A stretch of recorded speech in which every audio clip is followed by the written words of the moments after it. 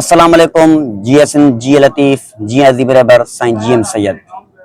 सिंधु देश मुक़द्दर साईं G M Syed रहबरात Yazidi दौर में आहियूं हुसैनी जंग जारी याद दोस्तों कीअं आहियो उमेद त ख़ैरियत सां हूंदव जो पंहिंजो दोस्त सफ़ीउल्लाह बलोच जीअं त अव्हांखे ख़बर आहे त मुहर्रमुल हराम जो महीनो हली रहियो आहे हिन महीने जे निस्बत सां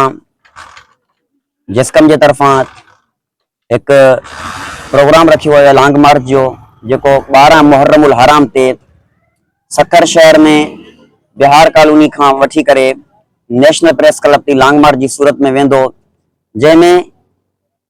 असां 3 नुक़्ता रखिया आहिनि। सब खां पहिरियों नुक़्तो आहे त सिंधु दरिया ते 6 गैर कानूनी कैनाल कंहिं बि सूरत में असांखे मंज़ूर न आहिनि। ॿी नंबर ॻाल्हि मिसिंग पर्सन्स जेके सिंध जे अंदरि क़ौमी अॻवान क़ौमी कारकुन शागिर्द मज़दूर ऐं हर तबक़े जे माण्हूअ खे जबरी तौर ते रियासत जे हथों खंबे गुम कयो थो वञे उन जे ख़िलाफ़ 2 नंबर पॉइंट आहे त उन जे ख़िलाफ़ असांजी हीअ लॉन्ग मार्च आहे।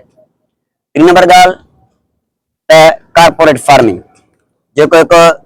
न सिर्फ़ असांजे लाइ हिकिड़ो कारपोरेट फार्मिंग जो नालो आहे पर ईअं सम्झो त असांजे लाइ हिकिड़ो डेथ वारंट आहे जंहिंमें ईंदड़ थी सघे थो त ईंदड़ सालनि में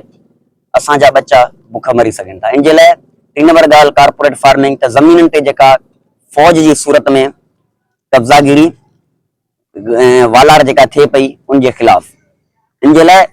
असां हर मकतब फ़िक्र जे माण्हुनि खे उहो कंहिं बि हिसाब सां मज़हबी तंज़ीमुनि सां वाबस्ता हुजे क़ौम परस्त तंज़ीमुनि सां वाबस्ता हुजे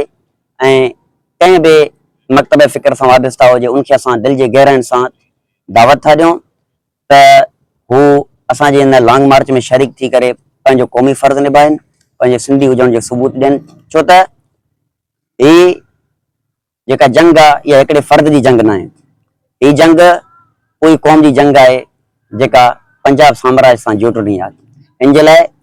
पोइ उहो कंहिं बि मज़हबी तंज़ीम सां वाबस्ता हुजे या कंहिं बि मकतब फ़िक्र सां उनखे असां दिलि जे गहराइनि सां दावत था ॾियूं त 12 मुहर्रमुल हराम ते